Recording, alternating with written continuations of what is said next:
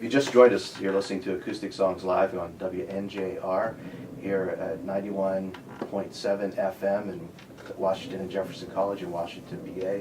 And we're also on our WNJR radio is the AIM instant message if you want to send us a message. We're with Jeremy Porter here in the studio today, and Jeremy is promoting his new record called Party of One on Magwheel Records. And do you want to play something off of that, something new? How about I'll do another song? I'll do a song that this is a tune that my band plays out, and Which one? The Fitterich, yeah. Okay. And it's we've been working on it for a while. We've only been together for about a year, but I've been playing this out acoustically lately, and it's been going all right. So I thought I'd pull that one.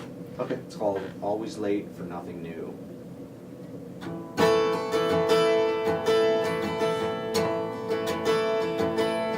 She gets by on menu French, and she waits for spring on an old park bench. Thought by now that she'd be more ahead. She slithers down an empty street, quiet eyes and gazing feet, and to herself she wishes she was dead. She'll always meet up, but just for one or two. She's always running late for nothing new.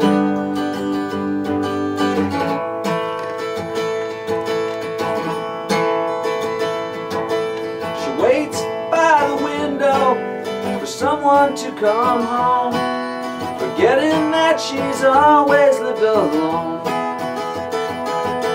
The air is cold, but the sky is pale, and she's got the guts, but she's afraid to fail. They're stepping out onto the unknown. She'll always be up as long as every round's on you. She's always running late for nothing new.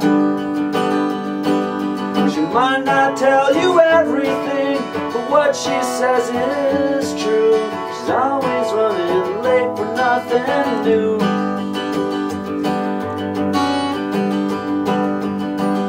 It's nothing new to get under her skin.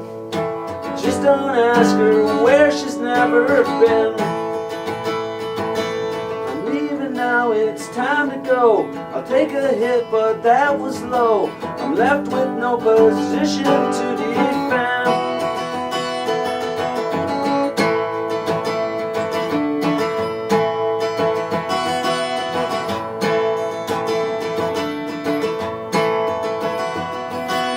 Take a hit, but that was low. We'll follow you out in the snow. It's not spilled milk or burning toast. We're seeing who has got the most. I'll eat the words when I am wrong, but never just to move the talk along. She's sick and tired of the same old scene. She's never there, but she's in between a revolving door of faces passing by.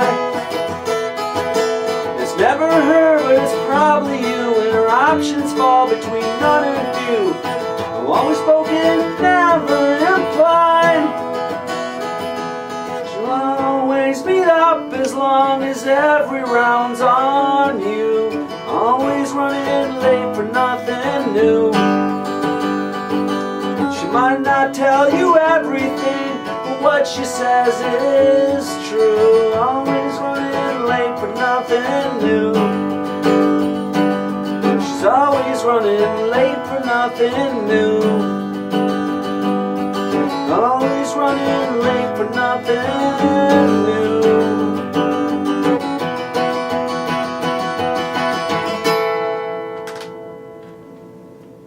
Cool, like that one. Thanks. Yeah. What? So tell us how that song came about. Oh, man, I don't Always know. running late for nothing. It's an interesting hook. You know, there's a couple different things going on there. Yeah.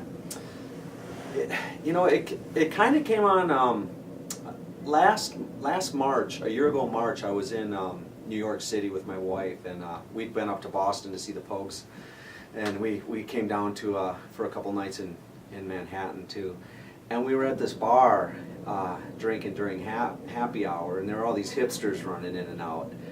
And I just was thinking, you know, man, these people think they're important. And, you know, and it's just like, you know, what is so important that you're in such a hurry, you know, which I mean, we're all guilty of that, but, you know, it just kind of came out of that. And, you know, sometimes it's something like that will just stick with me, and I'll get home and like, yeah, you're late, but, you know, what's the difference, you know, everything will be there tomorrow, so. It's interesting how you have a thought like that and then it kind of ferments and then it comes out later. Well, yeah, and you tend to, I mean, when you're a songwriter, you tend to almost look for things like that, you know? Jot it down. Oh, I gotta remember that. Yeah, or even a mental note, which 9 times out of 10 you'll forget. But, Yeah. you know, I find that, you know, subject matter is a challenge sometimes, and if I come across something that I think, you know, that's something that might make a decent tune, you know, and then I will try to make a note of it somewhere. We were in New York City last weekend, and I mean, there was just, you know, a ton of things you can find if you slow down and watch everybody else. Absolutely. But, you know, I will not. I told my wife, you know, we will next time. Trying to take kids to New York City is, wow, you know, a challenge, especially like a 5 and a 7-year-old. You know, so you really have to plan it. It's a big place for a little guy. Oh yeah, and 15 blocks from what Rockefeller Center to the Empire State Building is it's a haul, you know. Oh yeah. And we were in line for 2 hours waiting to get in. It was Man. like, okay, I would have rather have been sitting in Dora the Explorer for 2 hours or something, you know, rather than waiting in line for 2 hours. But anyway, that's a sidebar. So in promoting this new record, right, there's been a lot of things that have changed probably since your earlier days when you were playing in the punk rock world. You know, now you've got so many different avenues to go. You know, these social networks, and I'm sure when you were sitting there and looking at some of these hipsters, they text people across the room. You know, kind of everybody's on Facebook. Everybody's there. You know. Yeah.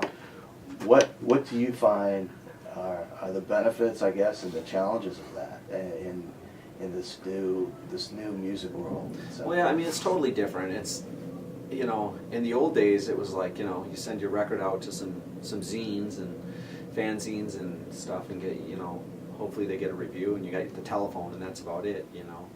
But now, I mean, now you've got all this other stuff at your fingertips, and it's, you know, again, there's two sides of it. On one hand, you know, you kind of wish it was a little more, I don't know if grassroots is the word, but a little more, you know, organic.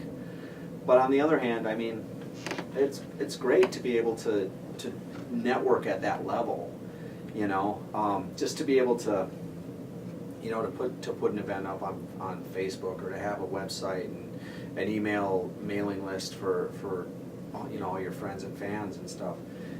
At the same time, one of the challenges of it is that not everybody can do the same thing, so I think people are getting inundated with, you know, with everybody's band and everybody, you know, come to my little show or whatever, and I think a lot of people just shut it out very quickly, you know, and that's kind of a shame, but I really feel that there's so much great music that's available, and I think you just have to work hard to filter out the stuff that you're not into, to get to the stuff that you're into.